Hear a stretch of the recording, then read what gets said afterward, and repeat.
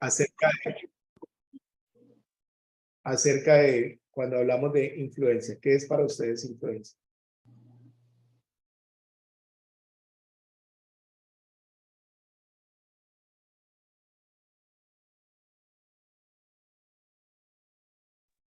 Como esa capacidad de generar un efecto, ¿no? En otros, un Sí. recordatorio en otros también. Ok, un efecto, un recordatorio en otros.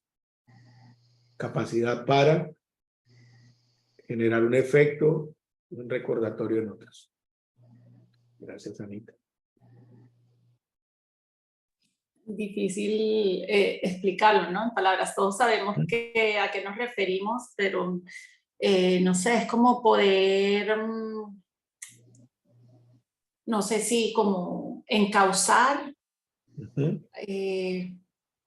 como encauzar, no sé si esa sería lo que explicaría, como lo veo. Ya, como orientar, guiar, encauzar una acción, ¿cierto? De una persona, de un grupo de personas. Sí, entiendo la idea de un río que va corriendo como por un cauce y se me viene la imagen, ¿cierto? De dar dirección como...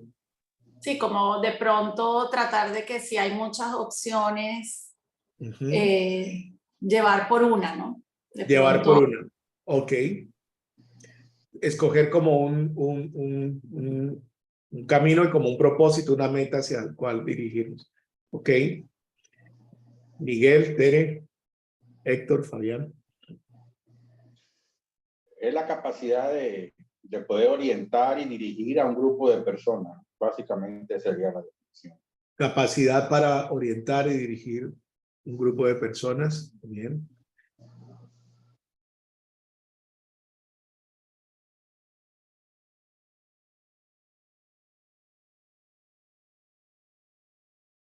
de alguna manera también como el tema de ejercer también un poder sobre otros, no viendo lo negativo, pero sí como, sí, ejercer Sí. un poder sobre otros. Ejercer un poder también sobre otros. Así es. Ustedes van a encontrar, digamos que estos elementos que acaban de mencionar, varias definiciones acerca de la influencia y del liderazgo. Algunos, como John Maxwell dirá que será la capacidad de poder orientar, dirigir, encauzar, usando las palabras, ¿cierto? Hacia una meta y un propósito en el cual una persona pueda encontrar realización y que traiga, digamos, un proceso de cambio en su entorno, un cambio positivo en su entorno. Estoy tratando de parafrasear un poco las definiciones allí porque él comienza a vincular propósito, otros elementos. Pero... Porque ahí también tendríamos que hablar que si hablamos solo de influencia, o sea, puede ser hacia un lugar positivo, pero también hacia un lugar negativo, ¿no? O sea, no necesariamente es algo positivo, ¿no? Ejercer la influencia. Así Tiene es. las dos caras. Sí. Por eso entonces, uno de los elementos que comienzan a añadirse o en el proceso definitorio es así, cuál sería el propósito, el qué, el cómo, el cuándo, el para qué, los resultados. Efectivamente, la influencia se percibe siempre en el grupo humano para bien o para mal, ¿sí? De allí que la toma de conciencia en la influencia es supremamente importante. Entonces, vamos a mirar, ya habiendo superado pues las etapas anteriores, hablaremos hoy de la influencia y las características de los líderes efectivos, dándole la bienvenida a Aurelia y a Ilka también, que ya se nos acaban de unir. Entonces, Hola, buenas noches a todos. hola, ¿cómo están? Bien, todo bien, gracias a Dios. Bueno, bienvenidos, gusto saludarlos. Gracias. Bien.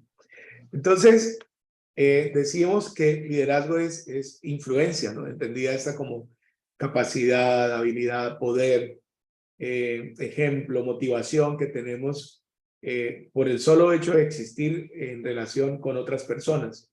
Y esa influencia, como lo estamos mirando, puede traer un efecto positivo o uno negativo, dependiendo de hacia dónde podamos estar encauzando, dirigiendo la vida personal y el grupo. De hecho, en el mundo se habla de una crisis global de liderazgo. Uno de los problemas más grandes que tenemos hoy es un liderazgo efectivo. El profesor Rolando Justiniano, hablando de el liderazgo transformador, cita a cerca de un informe de una comisión de sabios de los Estados Unidos, donde se reunieron a pensar cuál sería la mayor necesidad de los Estados Unidos a finales del siglo XX, principios del siglo XXI.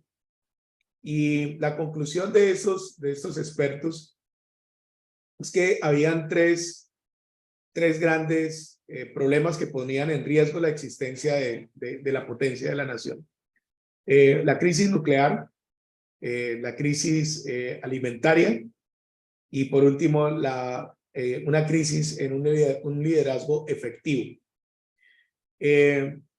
Y al pensar en esto decían que Norteamérica necesitaba 500 líderes efectivos en todas las áreas en las cuales la nación había sido llamada a liderar, en el campo empresarial, en el campo económico, campo político, en lo educativo, en el desarrollo científico. Dice que había un déficit en el cual se requerían por lo menos 500 líderes efectivos. Ellos al mirar su historia encontraron que habían decrecido y que hoy ya no están liderando el mundo. Digamos, ya las iniciativas y todo eso ya no está allí. Entonces decía, ¿cómo volvemos otra vez a tomar la vanguardia? Bueno, necesitamos un liderazgo efectivo. En estos 20 años del presente siglo hemos visto bastante fuerte el proceso de deterioro del liderazgo y acabamos de tener un tropiezo muy grande cuando vimos el Capitolio de los Estados Unidos siendo invadido por una cantidad de personas en la transmisión del poder entre un presidente y otro. Lejos de la discusión política, eso muestra el nivel, ¿cierto?, crítico en el liderazgo en ese proceso de sucesión que nunca había ocurrido en los 200 años de historia de esta potencia. Pero si lo miramos hacia la iglesia, también tenemos una pregunta. ¿Qué pasa si, como ocurre en el libro de los Hechos, de la noche a la mañana, la comunidad pasa de tener 120 miembros a tener 8,000? ¿Recuerdan que en el libro de los Hechos empezaron 120 en el aposento alto y luego Pedro predica y 3,000 se convierten y después más adelante predica nuevamente y 5,000 más son añadidos? Es decir, cerca de 8,120 personas llegaron en un periodo muy corto de tiempo a la iglesia. Eso debió haber representado una crisis de liderazgo muy grande para atender toda esa cantidad de gente. La palabra de Dios dice que cuando abundó el pecado, sobreabunda la gracia. Y estamos orando por una gran cosecha de almas, de personas que vienen a Cristo genuinamente, que son traídas, convencidas por el Espíritu Santo y van a llegar a conocer a Jesús. ¿Qué pasaría entonces? ¿Tendríamos la capacidad de respuesta para atenderlos a todos? ¿Estaríamos preparados para poder acompañar, cuidar, discipular a toda esta comunidad? Bueno, sería una bendición porque eso nos pondría frente a una crisis en el liderazgo, pero sería la oportunidad para el surgimiento de poderosos liderazgos. Ayer hablábamos de Felipe, el evangelista, no era un apóstol. Felipe fue llamado para servir a las mesas, pero Felipe es el precursor de la evangelización de Samaria. Felipe sacó el evangelio de Jerusalén y de Judea y lo llevó a Samaria y lo llevó a Judea y lo llevó a Etiopía. La influencia de Felipe es tremenda, ¿no? De cómo Dios, ¿cierto?, tomó a este hombre y lo proyecta. Pocas iglesias entonces pueden cuidar toda esa cantidad de creyentes. Si hoy entráramos en un movimiento, en un avivamiento como los que hemos visto en la historia, no tendríamos una capacidad de respuesta. No habría iglesia lo suficientemente grande para albergar a toda esta cantidad de personas. Sí. Lo traigo acá porque digamos que es también nuestro enfoque. Pocos líderes para atender a los nuevos creyentes. Estos últimos, muy lejos de quedar en una iglesia que los acoja. El modelo del Nuevo Testamento, por ejemplo, era un modelo que atendía en el templo y por las casas. Ustedes van a encontrar que el evangelio se fue abriendo así. Y fue el secreto de la expansión, era el testimonio de cada uno de los creyentes y cómo en las casas eran los lugares donde la iglesia se reunía y celebraba las prácticas. Si ustedes revisan varias de las cartas, sobre todo el capítulo 16 de Romanos dice: saludos a la iglesia de fulano que está en su casa, a la iglesia de Mengano que está en la suya. Era una práctica común. El mismo libro de los Hechos dice que Pablo termina alquilando una casa donde pues estaba allí con prisión domiciliaria, pero enseñando el evangelio. En el Antiguo Testamento tenemos un periodo muy difícil de la historia de Israel, que es el periodo de los jueces. Este periodo está marcado por liderazgos puros, porque en este periodo el sacerdocio, por ejemplo, se perdió de alguna manera su liderazgo. Murió Josué, murió Eleazar, y el pueblo que se levantó, la generación que se levantó posterior a la generación de Josué, dice la Biblia que olvidó los hechos del Señor. Se olvidó de lo que Dios había hecho rápidamente. O sea, en un periodo muy corto de tiempo, la generación de Josué murió y esa generación que se levantó pues no recordó todo el proceso anterior. Veamos Jueces 21-25.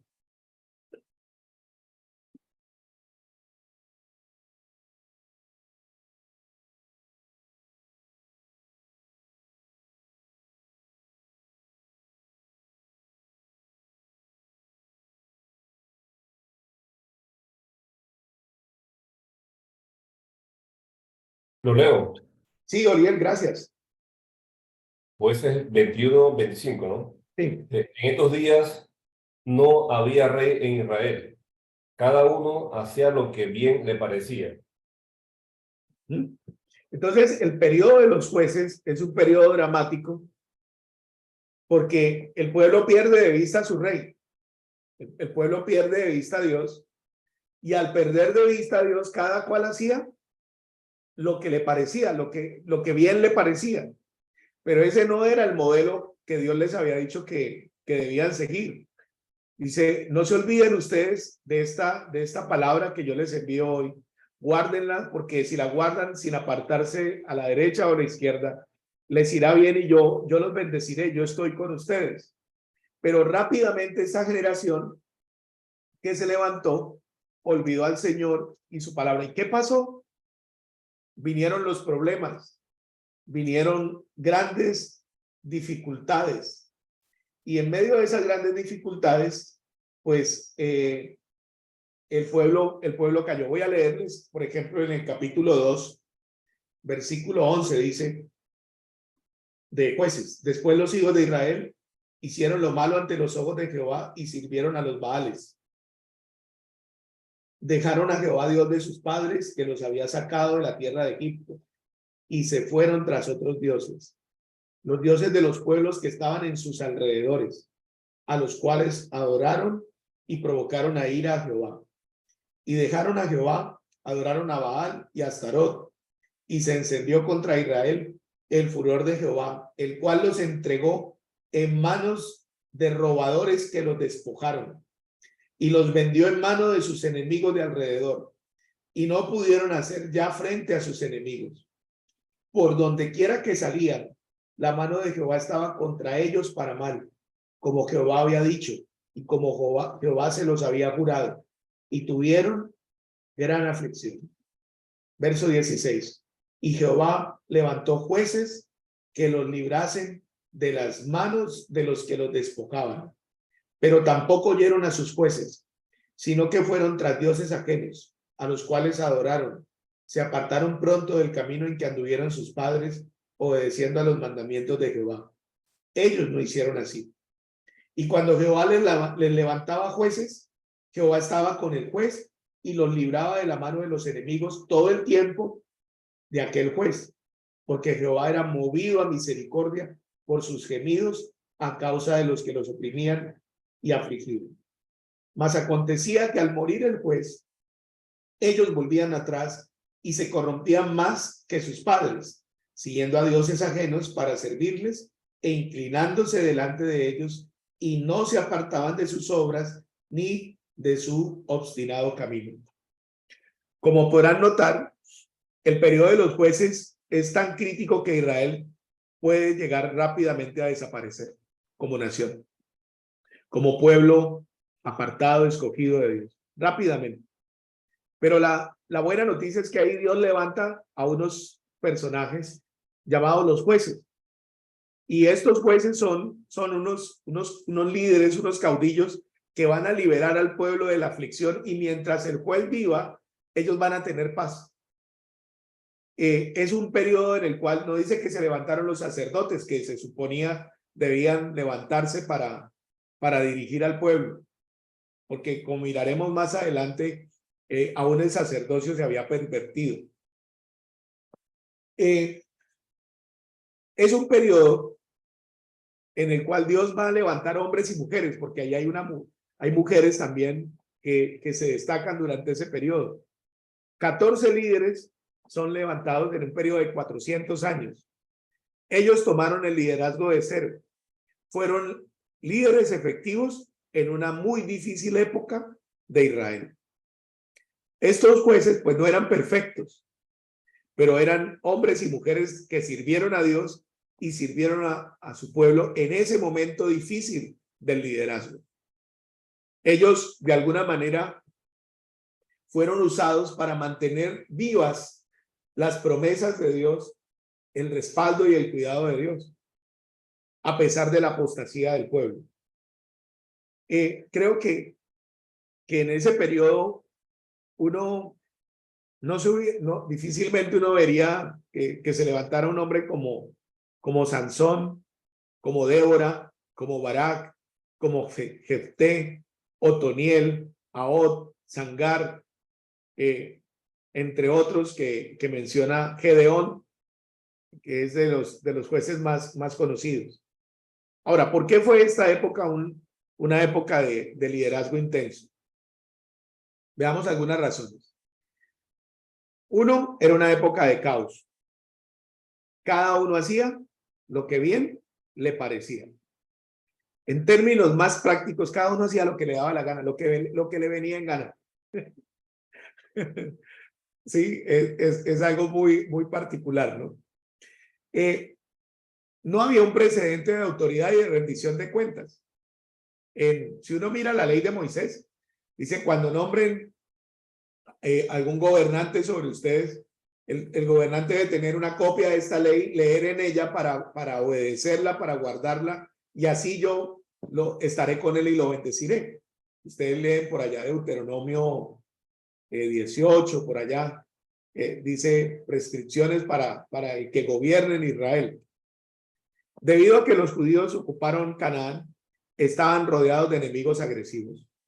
Toda la gente que estaba allí, a la cual Dios les había dicho, los voy a expulsar lentamente para que no se multipliquen contra ustedes las fieras, ellos prefirieron más bien, en vez de pelear, hacer pacto con ellos. En vez de expulsarlos, de cumplir, digamos, la medida disciplinaria de Dios, ellos se sentaron a negociar. Y al sentarse a negociar, estos pueblos tuvieron una mayor influencia sobre Israel que la que Aarón y Moisés habían tenido. Aarón, Moisés y Josué habían tenido durante las épocas del desierto y el periodo de la conquista. Es decir, no solamente eran agresivos en sus prácticas económicas o militares, sino también en sus prácticas culturales. Los judíos rápidamente empezaron a servir también los dioses de los cananeos. Tampoco había dinero, no había fondos gubernamentales para la defensa o la seguridad. Dice que no había rey en Israel, ¿sí? Pero ese comentario es un comentario respecto de los reyes que habían en Canaán. ¿Ustedes recuerdan cuántos reyes venció Josué? 32 reyes. Es decir, todos esos pueblos de Canaán y sus ciudades tenían reyes, unos más poderosos que otros. Eran unas ciudades federadas, unas polis. Pero Israel no tenía rey. ¿Por qué no tenía rey Israel? Porque Dios era el rey de su pueblo. Dios es el rey de su pueblo. Sin embargo, la visión estaba tan decaída que en Jueces 21-25, que fue el que leímos, es como el final del libro, ¿no? Pero si ustedes leen en el libro varios momentos, Jueces va a decir, y en aquellos días no había rey en Israel y cada cual hacía lo que bien le parecía. De hecho, cuando Samuel, el último de los jueces, aparece, Samuel, el pueblo le dice a Samuel, Samuel, pídele a Dios que nos dé un rey como los otros pueblos de la tierra.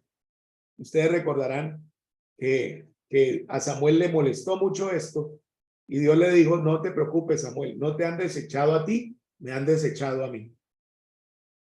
Y conocen ustedes pues cómo empieza ese periodo de la monarquía.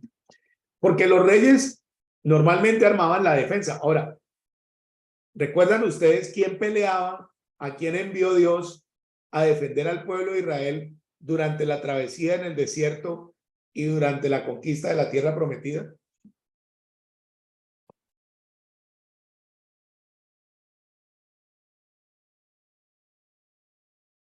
Si no lo recuerdan, no hay problema. Moisés, ¿no? ¿Repetir la pregunta? Moisés. Ok, sí, estaba Moisés. ¿A quién envió Dios para guardar a Israel en la travesía del desierto y en la tierra prometida? Sí, Moisés era el líder, pero hay una promesa muy particular que está en Éxodo 23:20.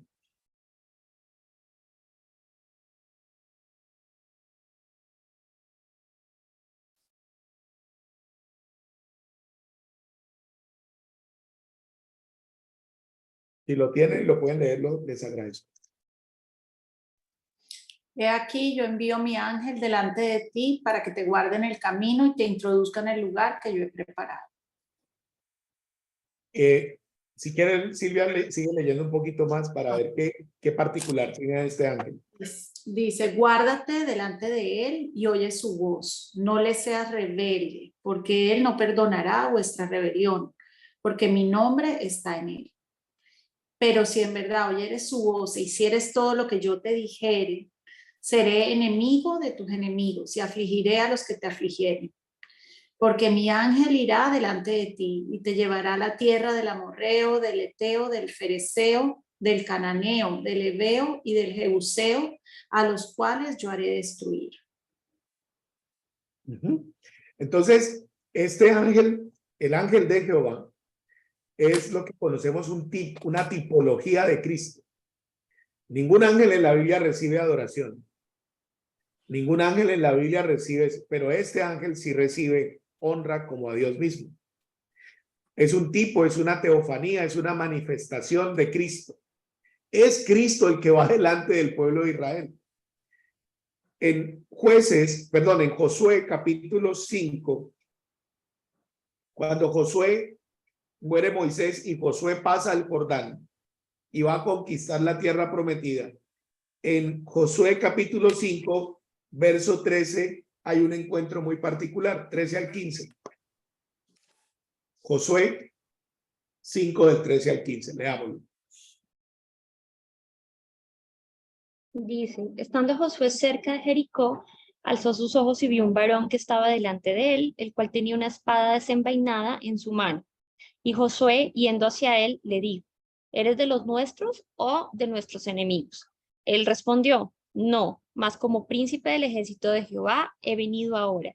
Entonces Josué, postrándose sobre su rostro en tierra, le adoró y le dijo, ¿qué dice mi señor a su siervo? Y el príncipe del ejército de Jehová respondió a Josué, quita el calzado de tus pies, porque el lugar donde estás es santo, y Josué así lo hizo. Qué potente, qué poderoso es esto. O sea, cuando Moisés termina de dar la ley, el Señor le dice, voy a mandar mi enviado, mi ángel delante de ti para que te guarde en el camino. Cuando Moisés muere y se levanta Josué, Josué ya pasa al otro lado y oh sorpresa que en el otro lado ya el ángel de Jehová tenía la espada desenvainada. O sea, siempre Dios ha sido el rey de su pueblo. Pero Israel decía que hacía lo que podía o lo que quería porque no había que rey en Israel. Eso no es cierto. Es una muletilla. Sí. Porque Dios se garantizó. Si ustedes miran de ahí en adelante, pues el éxito de la campaña militar de Josué que va a derrotar 32 reyes, pues se debe nada más ni nada menos que al ejercicio del ángel del Señor. Eso lo pueden encontrar en Josué capítulo 12, del 7 al 24, están los nombres y los reyes que Josué derrotó. Entonces, el periodo de los jueces, imagínense a dónde hemos llegado. Ellos habían perdido de vista el norte espiritual, ¿no? Habían perdido de vista que lo que debían hacer era la ley del Señor.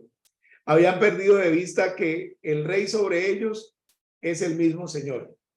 Y Dios de alguna manera levanta a estos jueces para recordarles esto. Es un periodo muy bonito porque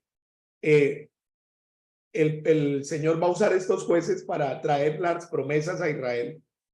Y después de ese proceso tan difícil, Dios va a levantar un líder como Samuel, que es el último de los jueces, y va a traer también uno de los grandes reyes de Israel, que fue David, y también Salomón, y otros 8 reyes buenos que hubo durante el reino, la monarquía dividida. Los héroes como Moisés, pues habían muerto. Ya decíamos que la mayor influencia que tenían del mundo era precisamente la influencia no solamente política, económica, sino la religiosa. Y pues la coyuntura moral estaban bajas, así que el crecimiento era difícil y no fácil. Es decir, la moralidad era muy escasa, ¿no? De hecho, dice que el Señor, más bien porque tenía misericordia, levantaba a los jueces, porque cada vez que se moría un juez, la siguiente generación hacía algo todavía peor que la generación anterior. Ese proceso de degradación es bien interesante. ¿Cómo podemos ver entonces que Dios usó a estos jueces? Cuando lean los jueces, ustedes se van a dar cuenta que no son precisamente el modelo de virtud que uno pudiera decir, uy, estos eran, pero son los hombres, las mujeres que Dios va a usar en ese periodo. Ellos percibían una necesidad. Tenemos el caso de Otoniel, el caso de Ahod, el caso de Sangar, el caso de Gedeón. Gedeón es un hombre que estaba preocupado. Dice la Biblia que Gedeón estaba en Jueces 6, dice que tenía un poco de grano y lo estaba limpiando en el lugar donde se pisaban las uvas, y ahí lo escondía. Y ahí Dios se le manifestó y Dios le dijo, varón esforzado y valiente, Jehová está contigo. Y él le dice, si el Señor estuviera con nosotros, ¿por qué nos está pasando lo que nos está sucediendo? O sea, de alguna manera estos líderes entendían que la situación estaba caótica, estaba mal, pero pues no tenían claridad o visión de lo que necesitaban hacer. Pero querían hacer algo, pero no sabían cómo, cuándo, de qué manera. Entonces, un líder primeramente percibe la necesidad y dice, hombre, lo que algunos llaman el periodo del coraje, dice, esto no puede seguir así, esto está mal, tenemos que hacer algo para que esto cambie, ¿no? Hay como una sensación de disconformidad. Lo segundo, pues ellos comienzan a traer respuesta a esa necesidad. Por allá, por ejemplo, Sangaro organizó el ejército y él solo mató a 600 filisteos. Uno dirá, bueno, pues, ¿será ese tipo de liderazgo que necesitamos hoy? No, ya sabemos que no. Pero digamos que en ese momento era la respuesta que el Señor daba para ese momento específico de la historia. Cuando alguien percibe una necesidad y comienza a servir en esa necesidad, se enciende la pasión dentro de esa persona. Algo comienza a suceder porque comienza a responder a ese aspecto tan importante. Ayer cuando hablábamos de Felipe empezó sirviendo a las viudas de los griegos a las mesas. Y después, cuando Saulo asolaba la iglesia, le tocó huir en la persecución. Pero él empezó a hablar de Jesús. Empezó a hablar en el camino a la gente de Jesús. Y se fue al lugar donde nadie más iría, donde un judío no iría. Un judío se había podido ir a Alejandría, se había podido ir a Antioquía, pero difícilmente se iba a ir a Samaria. Pero Felipe se fue a Samaria. Y descendiendo a Samaria, allí habló de Cristo y los samaritanos le creyeron. Y allí dice la Biblia que el gozo de Dios llenó a Samaria, porque los enfermos fueron sanados, los cautivos fueron liberados y toda la ciudad fue llena de gozo. ¿Por qué? Porque este hombre se apasionó, porque este hombre entendió que Dios también quería tratar con los samaritanos. Después de eso, viene un hombre que vivía en el extranjero y había subido a Jerusalén a adorar, el ministro de Hacienda del reino de Saba, de la reina Candace, y va leyendo el profeta Isaías, y Felipe llevado allí le habla a este hombre, y este hombre se bautizó. Entonces creo que Felipe, al bautizar a este tesorero, a este eunuco, siervo de Candace, pues abrió el evangelio para Etiopía. ¿Sí? Abrió la misión. El gozo de Dios. No sabemos qué pasó con el testimonio. Cuando lleguemos al cielo nos vamos a dar cuenta la obra del etíope después de que Felipe le compartió. Así que los líderes actúan en respuesta a la necesidad. El liderazgo siempre va a atender una necesidad, sea el hambre, sea la sed, sea la falta de motivación, sea la falta de no sé, lo que sea que ocurra, ellos siempre van a estar respondiendo a esa necesidad. Toma la iniciativa. ¿Qué más podemos encontrar en eso? No lo hacen solos y están invitando también a cooperar a otros. Noten ustedes la palabra, una invitación a cooperar. ¿Sí? En la historia de la gesta revolucionaria colombiana hay un hombre llamado José Acevedo y Gómez. Cuando pasó el furor del grito de la independencia, las fuerzas españolas empezaron a reorganizarse y a retomar el control de Bogotá. Y José Acevedo y Gómez reunió a la gente en la Plaza de Bolívar y le dio un discurso. Y ese discurso de alguna manera motivó a la gente. Le dice: granadinos, ¿sí? Si no aprovechan estos momentos de efervescencia y calor, miren las cadenas y los grilletes que les esperan. Y este discurso de alguna manera mantuvo viva la llama de la gesta de la independencia. Y qué fuerte fue, porque tomó por lo menos 7 años consolidar la independencia de la Nueva Granada de España. Pero la historia recuerda a José Acevedo y Gómez con ese pequeño pero encendido discurso. Un discurso, ¿sí?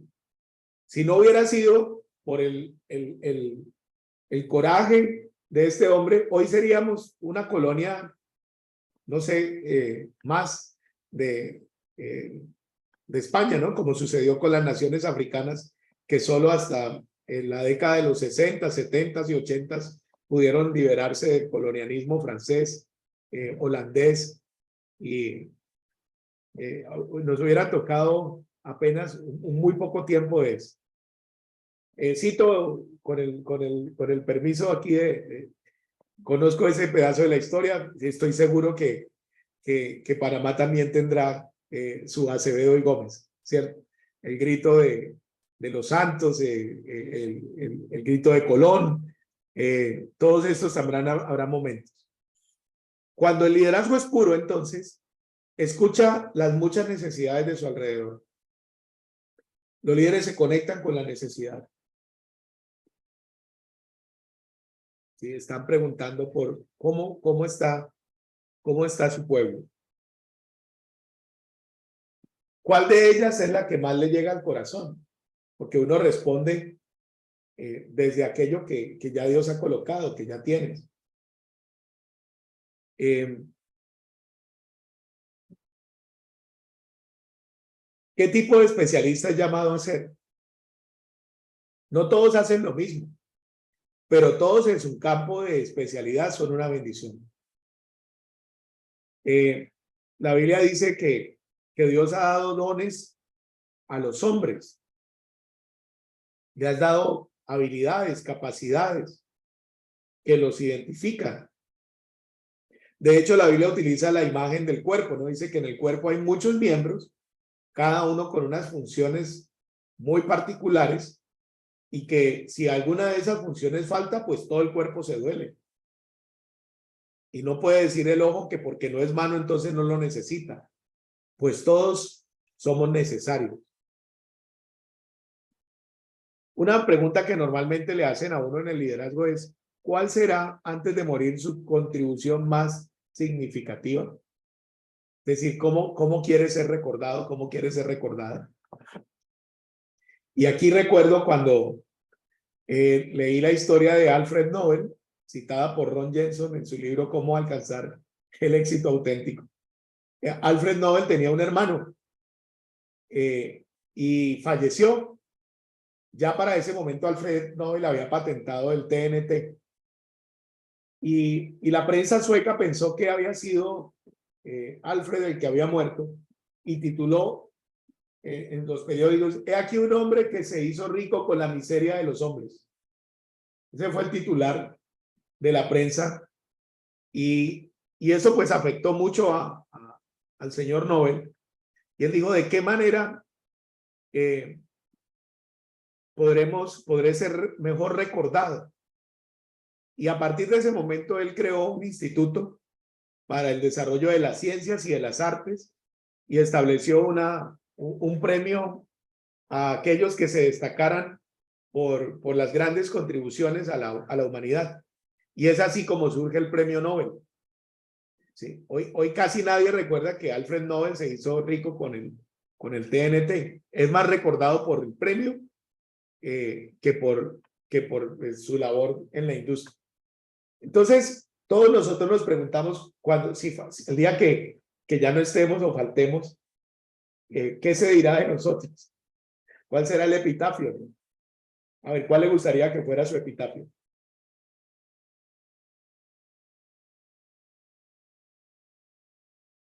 Ahora me va a decir, no voy a tener epitafio porque yo me voy en el rapto.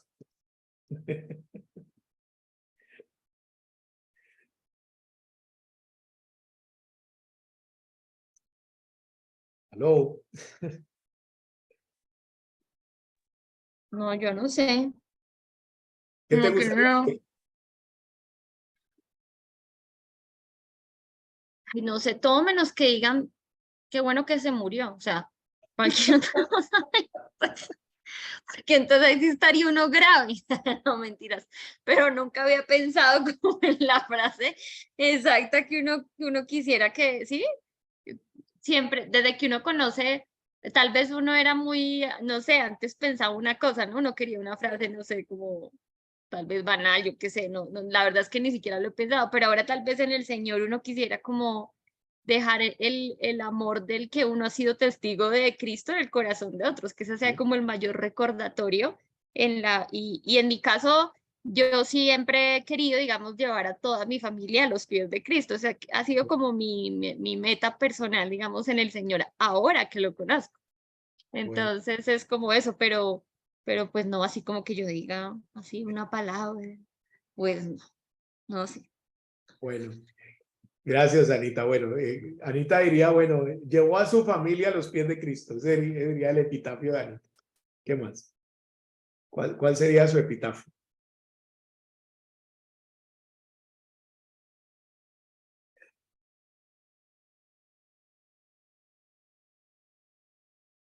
Siempre hago chiste con eso. Le digo, una esposa que dice, Señor, que Él tenga contigo la paz que yo nunca tuve a su lado.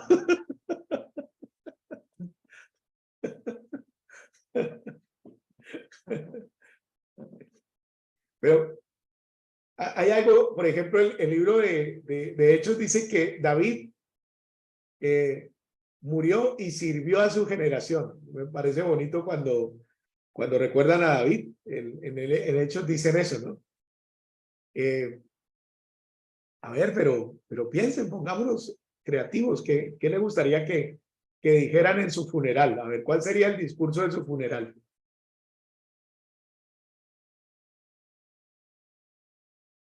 Partiendo del hecho que todo muerto es bueno, ¿no? Porque usted es lo primero. Pero realmente, qué dirían de ti en tu funeral? ¿Qué diría tu esposo, tu esposa, tus hijos, tus amigos?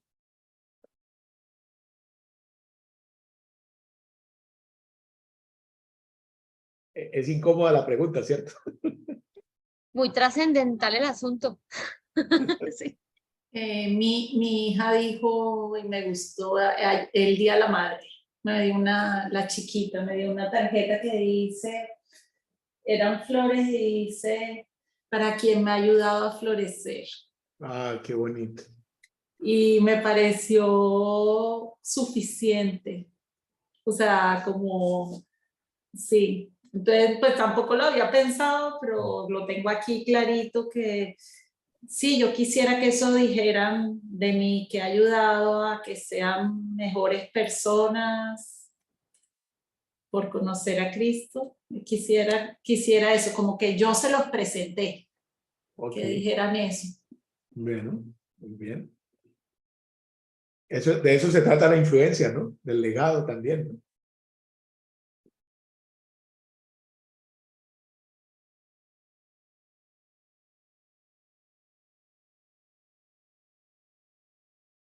Pero qué impresionante uno ponerse a reflexionar, digamos, como en estas cosas tan trascendentales, ¿no? Como que te gustaría que dijera, y yo siento que a veces uno no llega a pensar en eso porque uno no se considera líder, ¿no?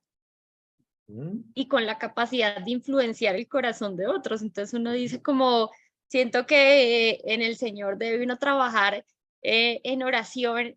A todos nos dio un liderazgo, o sea, lo tenemos claro. Entonces, Señor, ayúdame a identificar en esto que tú me has dado, cómo puedo yo, ¿sí? ¿Qué sería eso que me gustaría que dijeran? Porque en ti lo logro en el corazón de los que tú me has puesto, ¿no? Como poderse uno ver como líder, porque a veces siento que uno no, o sea, uno imagina al líder al presidente, el líder el gerente, sí, no sé, pero a veces uno en su corta eh, humanidad no ve el liderazgo desde otra perspectiva también, alcanzable a todas las personas.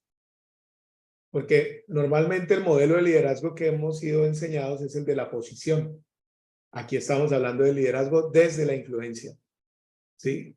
No siempre Exacto. la posición y la influencia coinciden, ¿sí? Ustedes siempre van a identificar eso. ¿Cómo sabemos quién es la persona influyente en un grupo? Cuando hay algún asunto importante, todos voltean la cabeza y miran a la persona, y a veces no es el que está ahí ¿sí? ahí sabemos, nos damos cuenta quién tiene la influencia, a pesar de que no siempre coincide con la posición. Ahora, es una bendición. Cuando veamos los niveles del liderazgo, sabemos que todos pasamos por diferentes niveles. El nivel de la posición, el nivel del permiso, el nivel de la influencia, el nivel de la trascendencia. Ya miraremos esos 5 niveles. Pero por ahora, entonces, los líderes perciben una necesidad. Cuando perciben esa necesidad, comienzan a proveer solución a esa necesidad, cualquiera que ésta sea. Luego se notan que su pasión se enciende y es allí donde comienza a generarse, digamos, una serie de iniciativas y otros vienen a ayudarle. Mire, digamos que usted llega a un lugar y todo está deshecho. La persona que tenía que limpiar el lugar no llegó. Y todos empiezan a quedar, no, pero ¿cómo no vino? Mire, esto todo está hecho una porquería, no sé cuándo, tarará. Pero de un momento alguien va y toma una escoba y comienza a barrer y a ordenar lo que estaba allí. Y de un momento, sin que él lo diga, otros comienzan y otros traen entonces el recogedor y otros traen el trapero y otros traen un paño y comienzan a poner el orden, ¿sí? Porque alguien tomó la iniciativa, alguien empezó a generar un proceso de liderazgo, un proceso de toma de acción ante una necesidad particular. Así surgen. La Madre Teresa de Calcuta, tan famosa entre nosotros, ¿cómo empezó? Llegó allá a la India y ustedes saben que en el sistema religioso de la India usted no puede cambiar de casta ni de religión. Sí, es imposible que si usted cambia de casta, es imposible que usted cambie de casta. Allí está todo estratificado por la casta y todo está mediado por la religión. Así que si usted cambia de casta o de religión, usted es un invisible, un innombrable. Entonces, ella empezó a hacer lo que nadie más hacía con los enfermos y los leprosos: recogerlos, curarlos y abrazarlos.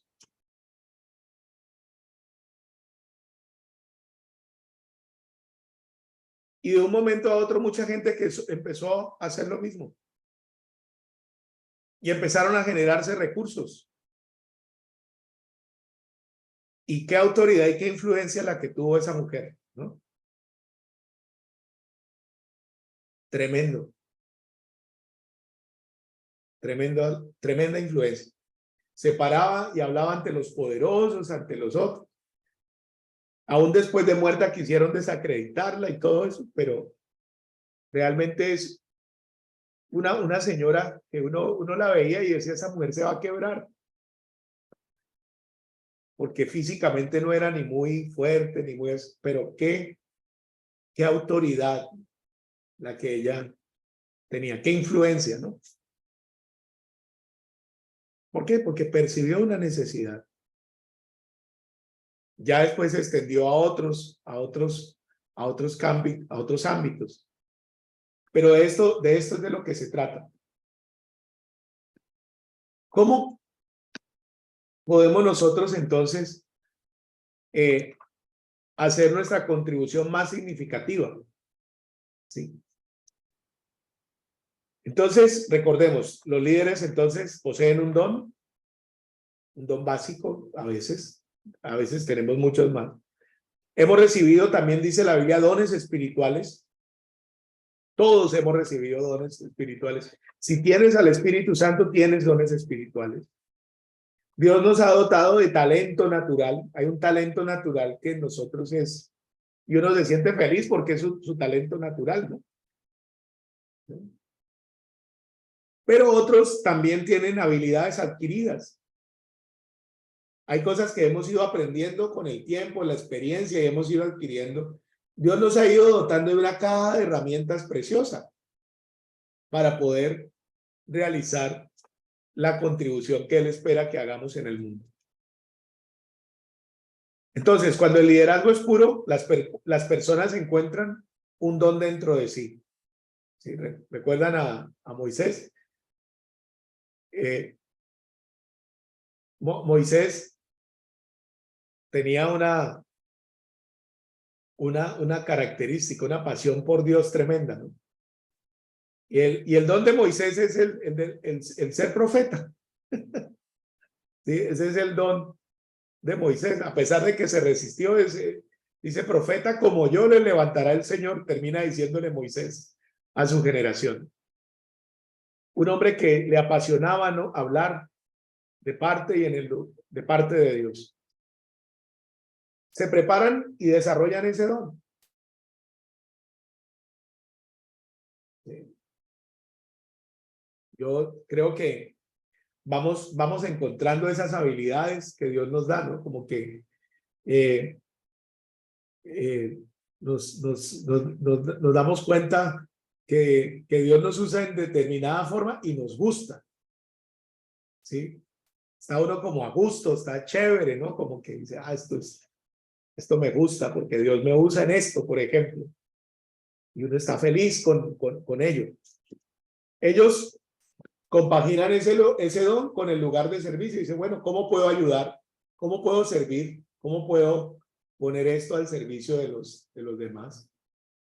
Hay unas listas de dones, por ejemplo, en Romanos 12, en Primera de Corintios 12, en Efesios 4. Ahí hay unas listas de dones, de los dones espirituales, por ejemplo. Pero también tenemos unos dones y unas habilidades que son naturales, o las que adquirimos posteriormente por el proceso de educación y de preparación. El don siempre será la plataforma a través de la cual Dios quiere influenciar.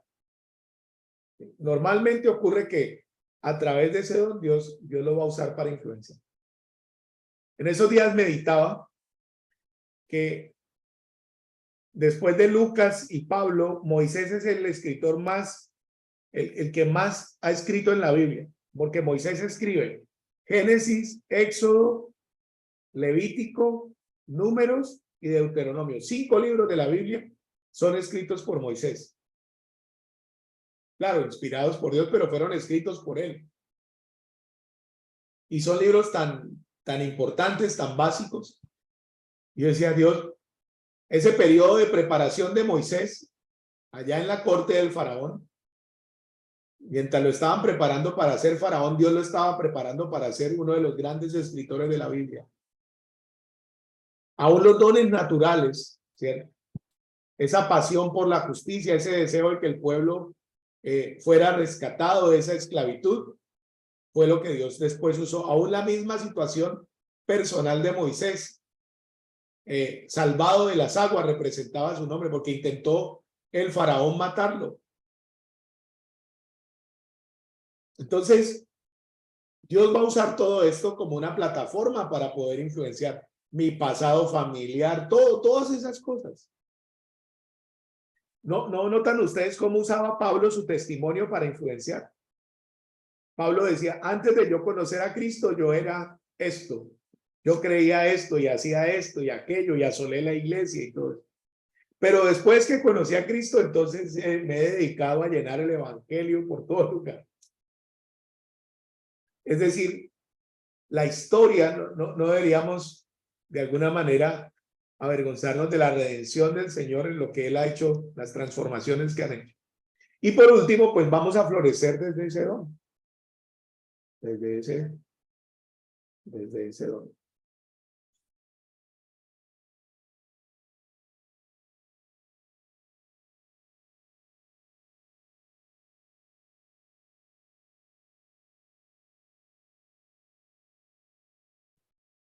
Las paradojas de la vida. Preguntas, comentarios hasta allí. ¿Cuál es su inventario de dones y pasiones? A ver. A mí me gusta la importancia de sentir esa pasión, porque hay algo de lo que no hemos hablado, que no sé si es que no está todavía, pero hay una gran responsabilidad también ahí. Entonces yo creo que por eso es que muchos huimos de esos llamados a liderar, porque sabe uno que viene mucha responsabilidad también, ¿no? Y que no puedes tomar como un compromiso de liderar y luego echarte para atrás, ¿no? Porque entonces también me imagino que el vacío que queda es muy grande. Entonces yo digo, tiene que ser tal la pasión que disminuya ese miedo a la responsabilidad, ¿no? Y al compromiso. Sí, es cierto, todos de alguna manera pretendemos permanecer, ¿cierto? Y no, el Señor siempre somos llamados a permanecer y no volver atrás, pero voy a ponerles ustedes, ¿quién fue el discipulador del apóstol Pablo? Humano, ¿lo recuerdan? ¿Ananías? Ananías. Y Ananías estaba muerto de miedo. Ananías le dice al Señor, Señor, ¿cómo me vas a enviar a mí a hablarle a este hombre si no ha hecho sino perseguir a todos los hermanos? Y mira, ya ha venido acá con cartas. Ananías estaba seriamente preocupado por su seguridad personal. Y el Señor le dice, no, ve, porque yo ya lo amancé, ya lo tengo listico, ya ve y le hablas. Y fue tan corto el ministerio de Ananías, porque fue muy corto, pero Ananías se dispuso. Y Ananías es el padre espiritual del apóstol Pablo. Porque con todo y que el Señor se le apareció en el camino y todo eso, y que lo discipuló, el que oró por él y se le cayeron las escamas, el que le dijo, hermano Saulo, el Señor te ha llamado para que veas su luz, para que le hables a los gentiles, para que estés delante de los reyes y anuncies el evangelio, fue Ananías. Entonces, esa pequeña contribución de Ananías fue supremamente importante. Hay otro hombre muy importante en la vida de Pablo, se llama Bernabé. Bernabé, como Pablo generaba tanta resistencia, porque había pasado mucho tiempo y Pablo generaba mucha resistencia, Bernabé, su nombre traduce en la Biblia hijo de consolación. Y este Bernabé va y busca a Pablo y se lo trae, a Saulo y se lo trae a Tarso, y lo acompaña para discipular la iglesia de Antioquía. Y después se lo lleva a Jerusalén, y es allí en Jerusalén donde Dios lo llama al ministerio ya dentro del equipo pues ministerial. Y la Biblia dice que era Bernabé y Saulo. Bernabé y Saulo. Y luego la cosa cambia y es Saulo y Bernabé. Y después solo Saulo. De hecho, Saulo se consiguió a otro que lo acompañara, Silvano o Silas. Pablo y Silas. Pero Bernabé se quedó. ¿Por qué? Porque Pablo se peleó con él porque Juan Marcos se había devuelto de la misión y entonces Bernabé se fue a acompañar a Juan Marcos. Y oh sorpresa que Juan Marcos viene a ser el primer escritor cristiano del Nuevo Testamento. Porque Juan Marcos es el que escribe el Evangelio de Marcos.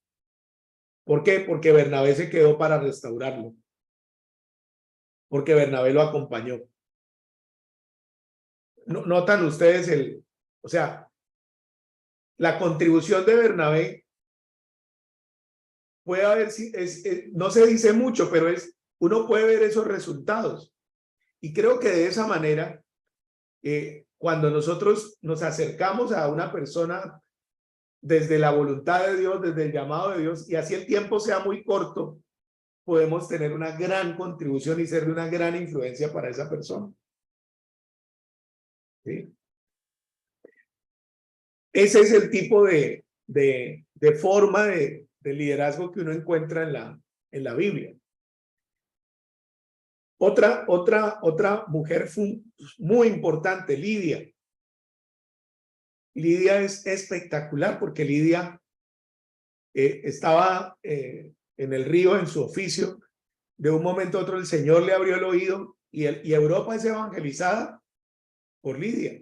El evangelio Pablo se fue allá al río y ahí le habló y la que menos pensó fue la que creyó, y Lidia se convierte en su familia y se funda la iglesia de los filipenses. Y de ahí en adelante toda Europa es abierta al evangelio. Liderazgo es influencia. Sea que estemos sobre uno, influenciando a uno, o influenciando a los miles, siempre Dios querrá usarnos para traer una gran contribución a nuestra generación. Voy a tomar estos 10 minutos para ir cerrando este punto. Estos comentarios aquí de la diapositiva. Entonces, recordemos, lideramos con naturalidad en el área de nuestro don. Somos muy intuitivos, productivos cuando lo hacemos así, cómodos, nos sentimos cómodos, satisfechos cuando lo hacemos así, naturales, y por último, influyentes. Estamos como diríamos nosotros, como pececitos en el agua, ¿no? Porque es lo que de alguna manera nos gusta hacer. El problema es cuando nos forzamos en áreas en las cuales uno dice, bueno, esto realmente no lo veo muy claro, ¿no? Yo hay cosas que definitivamente, por ejemplo, no son lo mío, entonces prefiero más bien mantenerme alejado, y me encanta escuchar a los que son expertos en esas áreas, ¿no? En esas dimensiones. Porque Dios tiene gente para todo. Dios tiene gente para todo. Al desplegar la pasión, pues normalmente el liderazgo comienza a generar un proceso de bienestar, ¿no? Nuestros llamados al liderazgo son de bienestar, porque nos conectamos. En el mundo, por ejemplo, a esto le llaman descubrir propósito. Entonces, cuando hacemos exploración de propósito, implica vincular lo que estamos haciendo con las motivaciones internas. ¿Cómo nos sentimos? ¿Cuán felices somos? ¿Cómo estamos viendo lo que estamos haciendo y las transformaciones que se están ocurriendo? Porque estamos conectados, porque sabemos el qué, sabemos el cómo y sabemos también el por qué. Entonces, cuando eso está conectado, pues de alguna manera la fuerza y la pasión se avivan. Siempre me gusta usar este ejemplo. Dos personas están pegando ladrillos y el jefe ahora le pregunta, ¿usted qué está haciendo? Dice, pues ¿acaso no ve? Estoy pegando ladrillos. Ok, le preguntan al otro, ¿usted qué está haciendo? Dice, estoy construyendo el futuro. Los dos están haciendo la misma cosa, pero hay uno que está conectado con el propósito. Hay uno que está conectado con la pasión interna, con una visión más grande que trasciende la obra que está haciendo allí. ¿Sí? Por eso nosotros necesitamos operar desde allí. Por eso nos preguntamos, Dios, tú me llamaste, ¿qué es lo que tú quieres que yo haga? En el caso de Pablo eso ocurre, ¿no? ¿Quién eres, Señor? Yo soy Jesús a quien tú persigues. La segunda gran pregunta de Pablo, ¿qué quieres que yo haga? ¿Sí? Y Dios le muestra, y ustedes ven a Pablo apasionado, dice, yo todo lo que tenía lo he considerado como pérdida, como basura, porque ahora Dios me agarró para esto y yo quiero alcanzar aquello para lo cual Dios me alcanzó. ¿Cómo llega la pasión? Pues por las cargas. Uno tiene cargas, tiene intereses, preocupaciones. La pasión viene desde las convicciones, porque uno vive de los principios, los valores y las creencias. La pasión llega cuando operamos desde los dones o las aptitudes que han sido dadas por Dios. Cuando conectamos todo esto con las necesidades, ¿cierto? Las circunstancias desesperadas que a veces encontramos a nuestro alrededor. Aprovechamos las oportunidades al momento de involucrarnos. Ayer decíamos que Por ejemplo, Felipe, dice que Felipe empezó a hablar de Jesús, pero mientras él hablaba de Jesús, el Espíritu Santo comenzó a sanar y a liberar a la gente. Nunca uno ve que Felipe reprendió un demonio. Nunca uno ve que Felipe oró por los enfermos, sino que mientras él hablaba de Jesús, todas estas cosas sucedían. Sí, es que qué especial saber que Felipe, pues, ese era el mensaje que conocía y eso fue lo que transmitió. Pero Dios hizo todo lo demás, que la gente creyera, que fueran sanados, que fueran liberados. En últimas, la pasión suplirá la falta de recursos. ¿Sí?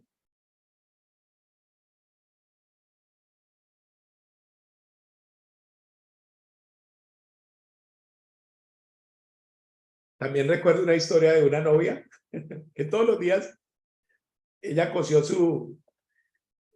organizó su propio vestido de boda, ¿no? Entonces lo empezó a tejer, a ponerle todo lo que y le preguntaban que si ella no se cansaba de hacer todo eso todos los días. Y decía, no, es para mi boda. Sí, estaba apasionada, ¿no? Era para ese momento significativo, importante. Creo que también nosotros estamos llamados a preparar el vestido, ¿cierto? Para el día glorioso en que nos encontremos con el Señor. Otra de las cosas es que los líderes van a persuadir a las personas. Esta es una frase clásica del liderazgo. Si eres líder y no tienes seguidores, estás dando un paseo. Decía Margaret Thatcher, le preguntaron a Margaret Thatcher, ¿qué es ser líder? Y Margaret Thatcher dijo, ser líder es como una dama. Es como ser una dama. Si tienes que decirlo, no lo eres. Ese es Margaret Thatcher y su picante humor inglés. Los verdaderos líderes entonces siempre tendrán seguidores. La causa y la visión son más grandes que el líder. Debe tener un equipo que lo acompañe a llevarla a cabo. ¿Sí? Siempre normalmente estos sueños son mucho mayores que nosotros. ¿Cuáles son las prácticas de los líderes para que las cosas se hagan? Lo que se habla, lo que se entrena, lo que se calcula, lo que se presupuesta, lo que se confronta, lo que se premia, es lo que se logra realizar. ¿Sí? Digamos que en el fondo eso es al final también pues los resultados, ¿no? que nos acompañan en el proceso del liderazgo. Al perseguir el propósito, recordemos que los jueces pudieron ser efectivos, pues los impulsaba un propósito o fin dado por Dios. El propósito tiene que ser siempre mayor que nosotros.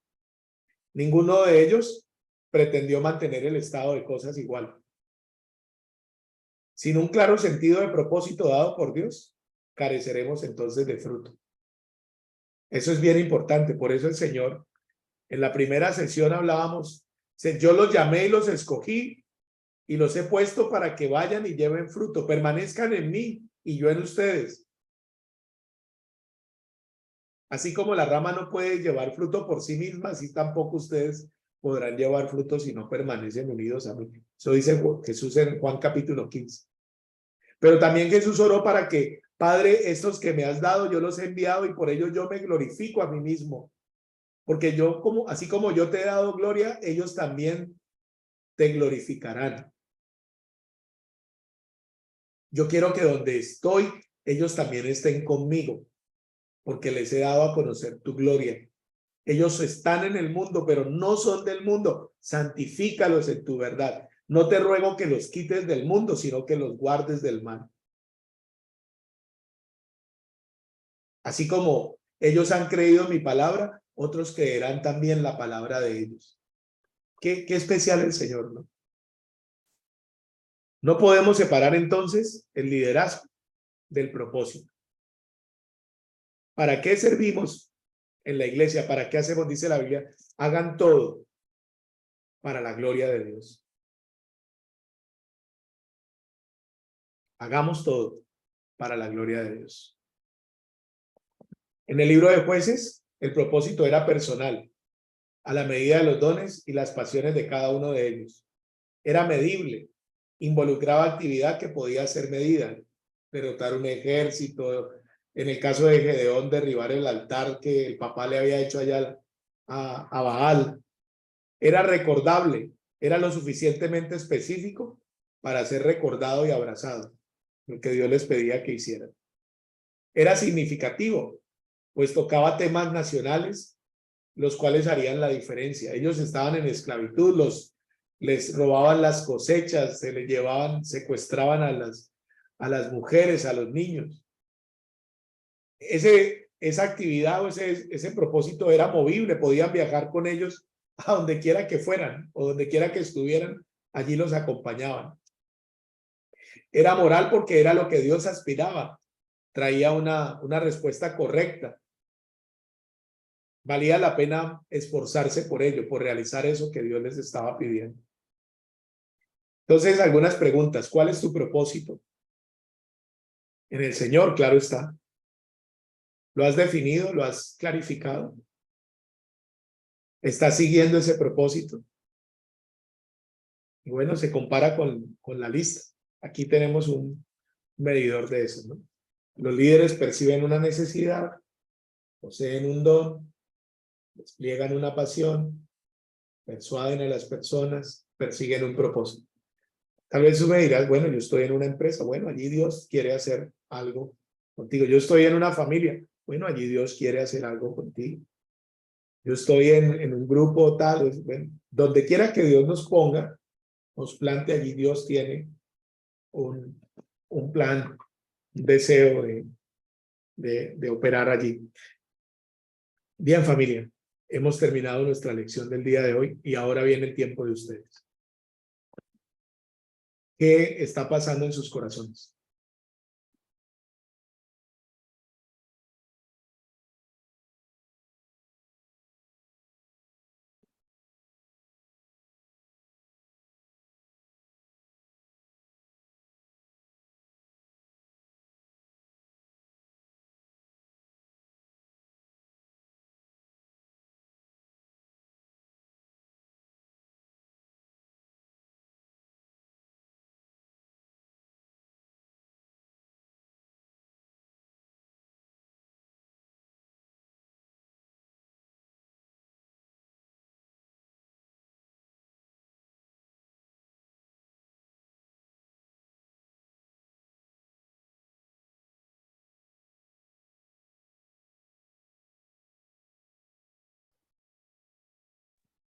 Buenas. Hola, Fabián. Abro yo el tema de conversación. Yo creo que durante obviamente la clase pues está enfocada al liderazgo. Yo recalco algo que es importante, que nosotros como líderes deberíamos tener en cuenta, ¿no? Es cuando lo que mencionaste ahí, que se combina la pasión, cuando se junta la pasión con con el don y todo. Yo creo que eso se nota, porque uno lo puede notar hasta en cosas simples de la vida, como es, por ejemplo, uno ver a un profesor enseñando. Hay algunos profesores que mediante su pasión y el conocimiento que tienen, muestran ese liderazgo y comparten ese conocimiento, esa pasión, y eso motiva a los demás. Entonces, yo me quedo con eso, de que también mostrar esa pasión, ¿no? Cuando uno tiene la pasión de compartir, de ir más profundo en el Señor, de influenciar a los demás, pues me quedo con eso. Bueno, así es. Queremos verte cada vez más apasionado con esos dones que Dios te ha puesto. Dice, el Señor dice, te aconsejo que avives el fuego del don que hay en ti, ¿cierto? Que nosotros podamos avivar eso que ya Dios ha puesto allí en el corazón. Gracias, Fabián. ¿Qué más? ¿Qué opinan? ¿Qué creen ustedes de esto que vemos hoy? ¿Qué pasa en el mundo? La semana anterior estuve con los los misioneros del CENCAM. Entonces les preguntaba, les decía, bueno, ¿cuál es el sueño que Dios les ha dado cuando los llamó al servir? Les colocaron ahí el sueño, el llamado de Dios. Y entonces había otra pregunta que decía, ¿qué pasaría en el mundo si usted alcanza ese sueño? ¿Cómo sería el mundo si usted alcanza ese sueño? Y entonces, claro, decía, no, las familias estarían felices, la gente estaría, bueno, y comenzaron ahí, porque Jesús dice, yo he venido para que tengan vida y para que la tengan en abundancia, ¿no? Y si hacemos decía, bueno, habrá menos personas condenadas, pero además de eso, habrá más familias felices, más niños. Es una cosa muy particular. ¿Cómo conectamos el propósito con esos dones, talentos, habilidades y las necesidades de nuestro entorno? Ese es como el clic, ¿no? Ayer estuvimos en una reunión en una entidad donde acompañamos pues con las charlas matrimoniales, y entonces dicen, nos tocó cerrar el cupo para los que se van a casar, porque ya no podíamos recibir más gente. Entonces estaban así como un poco, decían, mire, la buena noticia es que la gente se quiere casar. Tienen que hacer lo posible para abrir otra convocatoria para ver si en diciembre se casa otro grupo, ¿no? Lo grave sería que no hubiera nadie queriéndose casar. Entonces, la buena noticia es que todavía hay gente que quiere casarse, que quiere establecer su familia, ¿no? Pero bueno, eso simplemente se los conecto como una anécdota. Están muy callados y eso me preocupa. Bueno, en mi caso, yo, no sé, me toca tratar con muchas personas y en el momento que pueda compartirles la palabra, muchas veces lo hago de la vertiente de mis testimonios. Y bueno, ese en el área laboral. Yo grupo de amistades no tengo, ¿no? Me refiero a parte de la iglesia, no tengo un grupo de amistades, es mis amigos, mi pastor, mis hermanos en la fe y mi hogar. O sea, en verdad que no he tenido la oportunidad de hacer amistades aparte de ese entorno, ¿no? Y bueno, y a los que están dentro de que me rodean y veo que tienen una necesidad o que de repente se acercan, siempre trato de hablar desde la verdad de mi testimonio, cómo el Señor ha trabajado en mí y de esa manera ver cómo la apoyo, ¿no? Pero cierto está que, y con respecto al tema de liderazgo, creo que le pido al Señor que me ayude mucho a que yo sea por lo menos un buen embajador de él, ¿no? Que me Sí. utilicen, que yo pueda hacer ese reflejo de él. Que yo pueda hacer ese reflejo de él, que la gente cuando me vea, más allá de ver una persona más, que vea que cómo el Señor me ha transformado a mí y si yo he podido ganarme esa misericordia del Señor por la gracia de él, ellos también. Así es. Me hace recordar, por ejemplo, en la labor que tienes, digamos, pues ya cuando uno está en el trabajo, ¿cierto? En el trabajo a veces la gente puede confundir las cosas, ¿no? Entonces, porque uno tiene que tomar decisiones, hay una serie de metas o cosas que hay que llevar adelante. Pero pienso, por ejemplo, en hombres como José, en la casa de Potifar, cuando estuvo en la cárcel, cuando estuvo después del faraón, ¿cierto? En la administración. Pienso en hombres como Daniel, que le tocaron, y sus amigos que le tocaron como 5 emperadores, todos diferentes. Y en todos ellos, ellos fueron hallados como buenos administradores, es decir, les tocó administrar los asuntos del reino, ¿no? Daniel era el jefe de los sátrapas y eso le trajo problemas, ¿no? Pero digamos, su testimonio fue tan fuerte, tan consistente, que aún el rey, los reyes, estos reyes que eran bien terribles, pues tenían un gran respeto por Daniel, ¿no? Un hombre que sirvió a estos hombres y cuyo servicio les permitió a algunos, creo yo, como Nabucodonosor, llegar a conocer al Señor, ¿no? Porque Nabucodonosor, pues por lo que uno puede ver, parece ser que llegó, se arrepintió, ¿no? Darío, Ciro, fueron tremendamente influenciados por estos hombres. Yo pienso que trabajar en la empresa, en el Estado, en el gobierno, en la mayoría de nuestro liderazgo se desarrolla por fuera de la reunión de la iglesia. ¿Sí? En la iglesia nos reunimos para celebrar al Señor, para capacitarnos, para conocer la palabra, pero nuestro ministerio se desarrolla en la familia y hacia afuera, ¿no?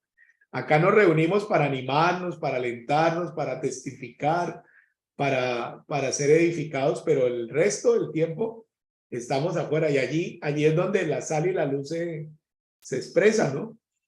Y es tan importante orar bien como obrar bien, por ejemplo, ¿cierto?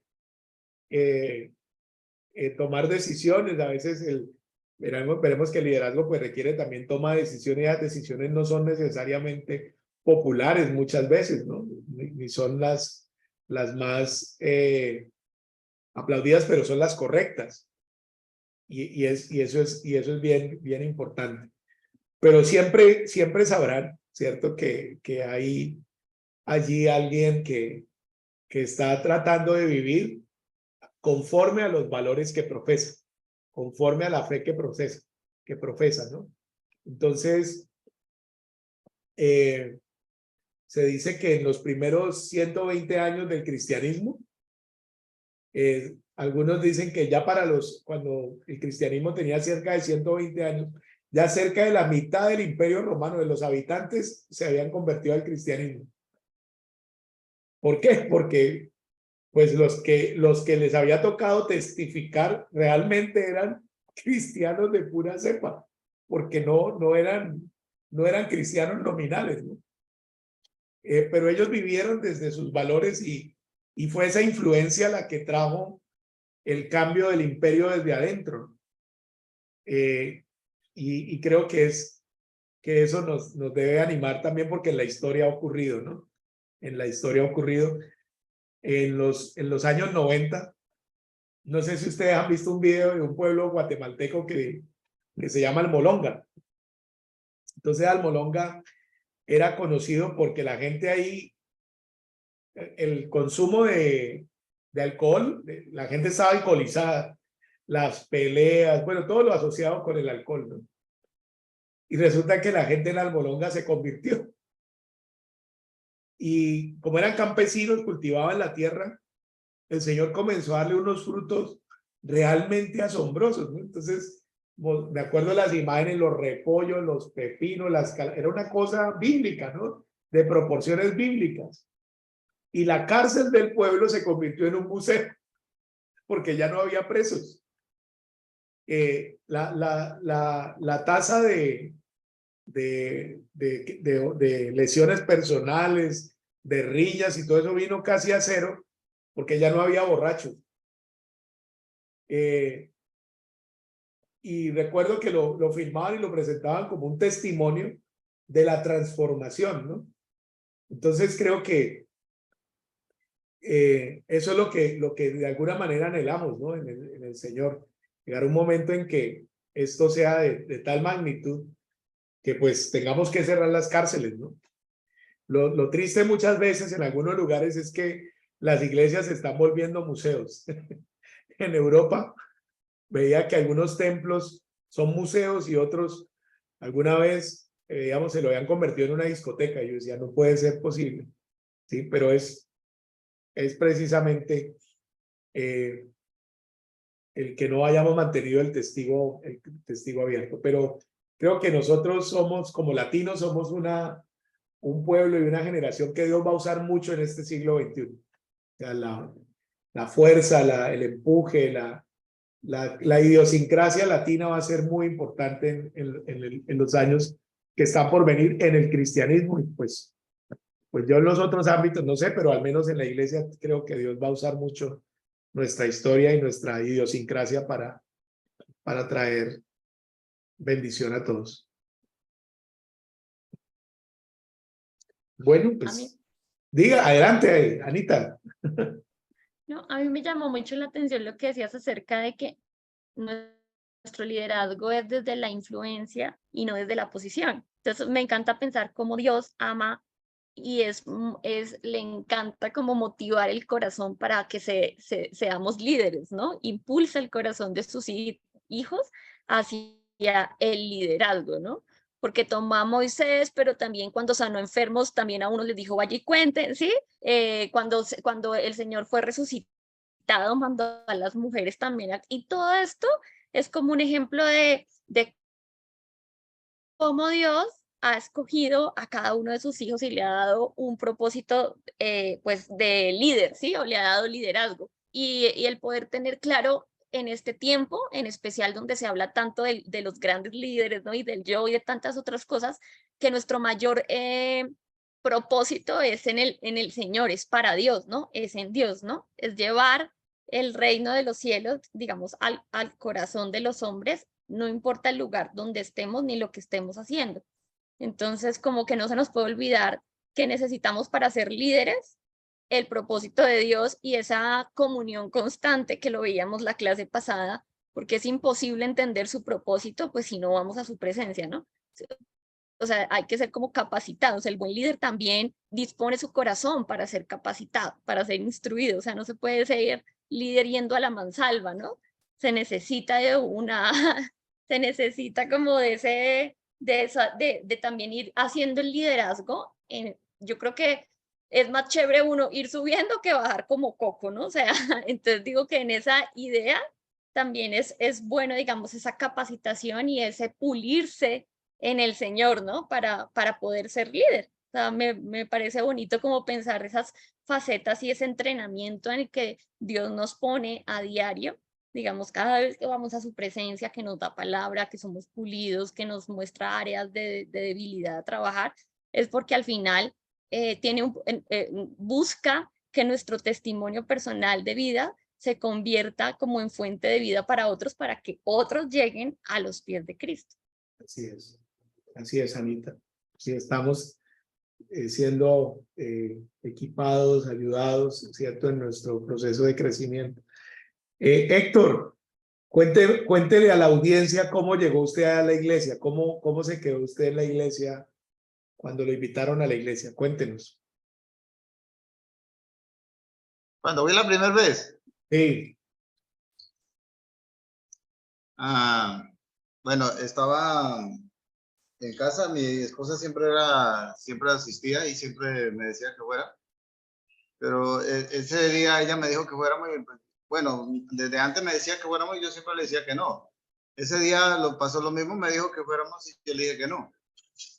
Pero pues ese día sí yo digo que sentía llamado porque algo me decía por dentro que decía, pero ¿por qué no va? O sea, ¿qué le cuesta ir? Y no sé, yo me paré, me organicé y me fui.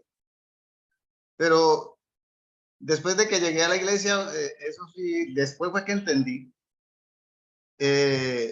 Una señora se paró, porque la señora simplemente yo la conocía, era así de saludo, o sea, pero esta señora se paró y se vino hacia mí y se notaba esa alegría en el rostro de esta señora y me dijo, bienvenido, te estábamos esperando. Entonces, para mí ese día fue normal, pero cuando uno empieza a conocer en el Señor bueno, en este camino, pues, me di cuenta de que realmente el Señor me recibió a través de la señora, ¿no? Y eso siempre me ha impactado y yo cada que puedo, pues lo digo, porque yo digo, o sea, el Señor actúa de una manera increíble que uno dice, wow, o sea, y yo después decía, llámale, el Señor me recibió ese día, o sea, la forma en que esta señora se paró de esa silla, se vino hacia mí y me hace abrazo y me dice, te estábamos esperando. O sea, eso no lo hace sino el Señor. Entonces, sí, o sea, es increíble, ¿no? ¿No? Que el Señor, pues, bueno, actúa, porque uno dice, yo en ese tiempo yo era así como que el sordito, el que no entendía, el que yo hago lo que quiero. Pero, que, o sea, ese día sentir ese llamado y sentir esa voz que me decía, pues, ¿y usted por qué no va? O sea, ¿qué le impide no ir? Sentir esas ganas de ir y decir yo, bueno, ¿verdad? Me voy a ir y arreglarme. Ese día mi esposa lloraba, ese día lloraba. Hubieron varios allá que lloraban cuando me vieron subir a la escalera, porque en la sede allá es en un segundo piso, aún es en un segundo piso, y yo ir asomando de la medida que uno va subiendo, va viendo la cabecita. y sí, entonces es increíble, ¿no? El Señor es increíble. Yo pensaba, Jair, ayer que estábamos hablando de Felipe,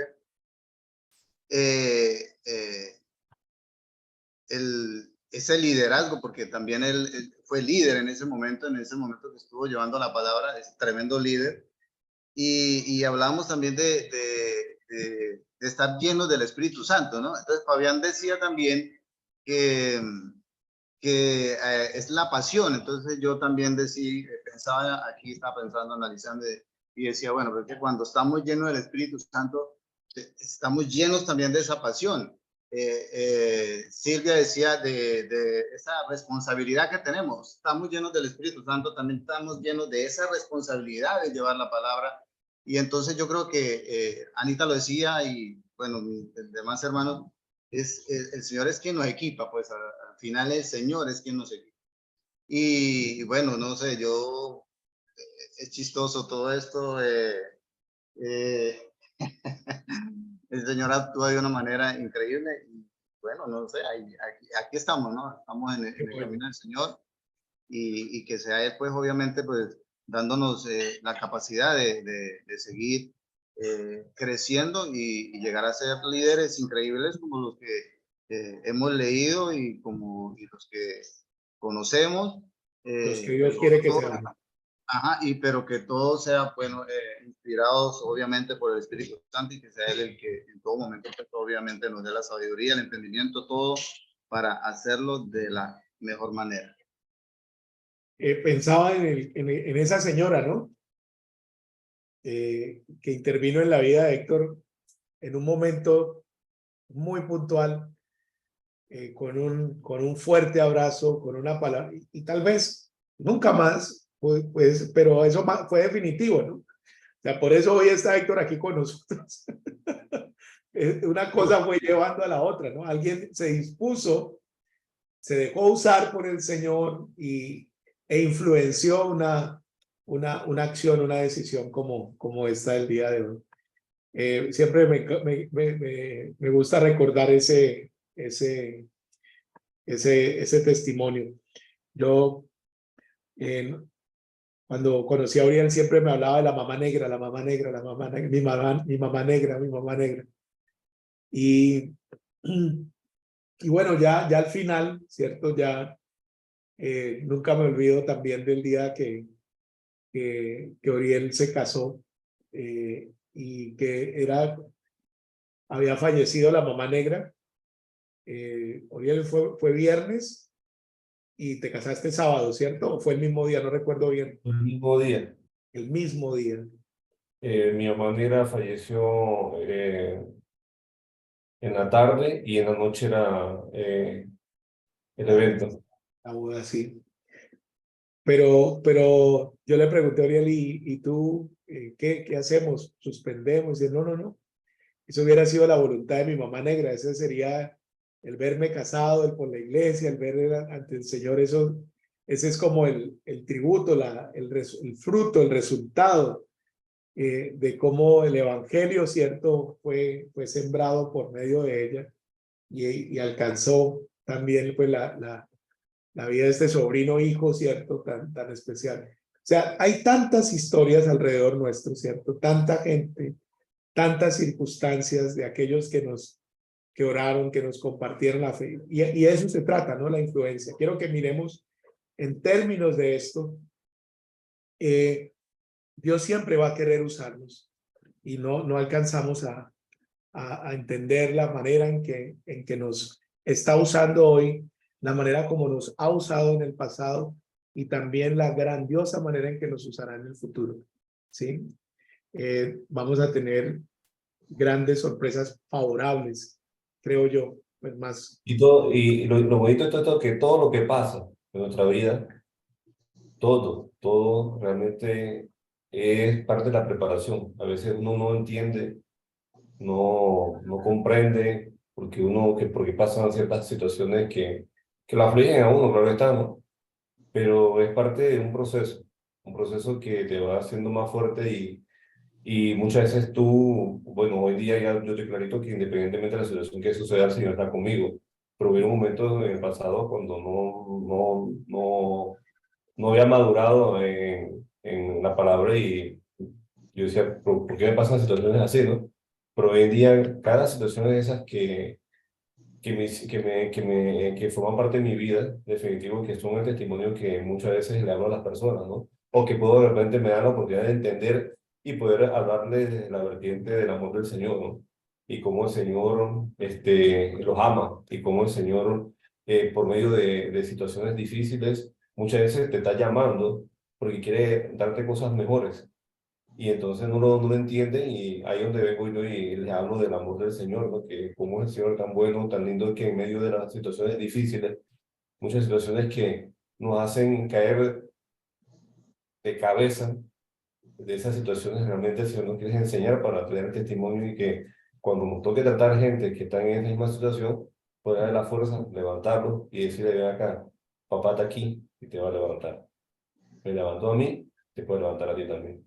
Entonces, ese testimonio que es el que nos convierte sin querer, yo creo sin querer uno, porque uno es que, uno diga, es que yo quiero ser líder, entonces como que yo quiero ser líder, yo quiero que las cosas me pasen, no, las cosas pasan porque es una formación que tú mismo a veces, en algunos casos no escogiste y otras cosas las buscaste, pero de una otra manera el Señor te trabaja para que